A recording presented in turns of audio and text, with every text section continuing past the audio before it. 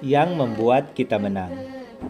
Kebenaran yang tidak terorganisir, tutur Khalifah Ali bin Abi Thalib dengan serius, akan kalah oleh kebatilan yang terorganisir. Kaidah ini berulang kali kita dengarkan, tapi sayangnya tidak sepenuhnya kita jalani. Kemenangan akan diberikan Allah untuk siapapun yang menang menyentang checklist persyaratannya. Bangsa apapun itu, peradaban manapun dia, jika bersungguh-sungguh, jika etos kerjanya baik dan inovasinya unggul, itulah sunnah kauniyah untuk mencapai kemenangan. Zulkarnain ketika dihadapkan dengan bangsa yang meminta tolong dari serangan Yajuj dan Majuj, tidak sewenang dan sekedar memohon doa sambil terduduk malas.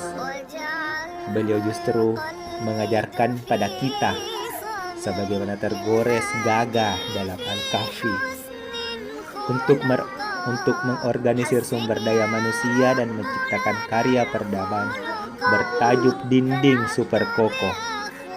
Umat Islam, Allah mengajarkan kita berbuat adil dalam segala hal. Sebab itulah yang membedakan kita dari bangsa, umat dan peradaban lain. Ketika dengan jelasnya Allah tunjuk kita sebagai uswatun wasatan, umat yang pertengahan, yakni imbang antara berpikir dan berinteraksi, berretorika dan terjun ke lapangan, yang kerja saja tanpa doa tulus pada Allah hanya akan menguras tenaga tanpa memberikan kebahagiaan sejati. Yang berdoa dan berdoa saja tanpa berusaha, dia berarti belum paham apa makna iman sebenarnya. Karena iman adalah al-qaul wal al-amal, perkataan dan aksi. Dalam bab keyakinan dan keimanan, kita tak punya saingan. Keyakinan pada Allah secara total akan menciptakan mental tak takut apapun selain kepadanya, dan menggugah kesadaran kita bahwa semua hal bisa terjadi atas kehendaknya. Namun dalam bab ikhtiar dan al-ahdu bil asbab, mencari sebab-sebab kauniyah untuk kemenangan, kita perlu belajar dari siapapun yang hari ini berhasil jadi sokoguru dunia. Suatu hari, dosen fikih kami Dr. Abdullah Syarif berkata, kenapa presiden-presiden Eropa sempat bermain golf, tapi kenyataannya dunia tetap ada dalam genggaman mereka? Kami pun bingung, bertanya-tanya, apa yang mereka punya? Lalu Syekh Abdul Syarif menjawab, karena mereka lebih disiplin dalam bekerja dan manajemen waktu daripada umat Islam. Mereka hanya fokus untuk bekerja dan mereka fokus bekerja. Tapi mereka menyiapkan waktu untuk rekreasi dan mereka fokus berekreasi. Sebab-sebab kekalahan kita pun demikian. Jika kita terlalu percaya diri membawa simbol Islam, tapi hanya kita tidak sejalan dengan nilai-nilainya, aksi kita tidak meneladani tata hidup Rasulullah SAW yang serba proporsional dalam setiap agenda hidupnya, baik individu maupun masyarakat. Biasanya, disitulah kekalahan akan datang bahkan sebelum kita bertempur.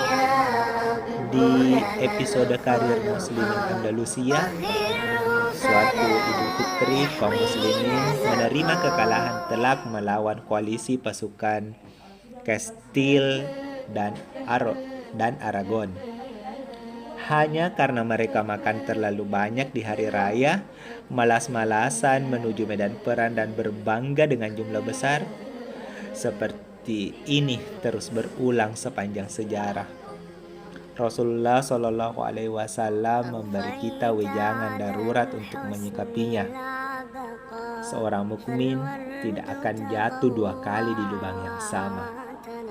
Sejarah, kisah-kisah dan riwayat pendahulu sudah memberi kita gambaran bahwa kemenangan akan terjadi jika ada perpaduan antara totalitas iman pada Allah dan ikhtiar maksimal. Kemampuan kita menjaga totalitas keyakinan pada Allah dengan amal ibadah kita, dipadu dengan mobilitas kita mengorganisir ikhtiar manusiawi yang efisien dan efektif, insya Allah akan berujung kemenangan, cepat atau lambat. Jarak antara realitas dan impian itulah yang bernama konsisten dan kesabaran. Dua saudara kembar yang jadi nafas panjang para pahlawan. Allahu Akbar.